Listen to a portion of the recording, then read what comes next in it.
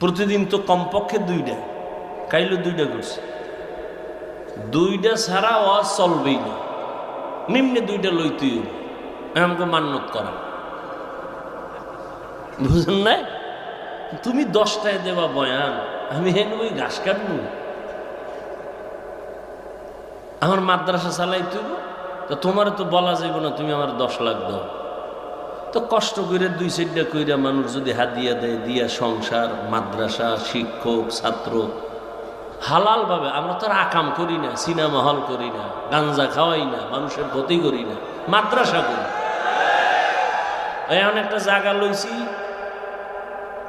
15 কোটি টাকা দাম, মাদ্রাসার সামনে বিশাল এক মাঠ। মালিক দিতে চায় না, বহু বাহানা করে, ওরা 70 লক্ষ টাকা দিয়ে মোটামুটি আটকাইছে। এখন কইছি সাইনবোর্ড লাগাও, আলেম ওলামা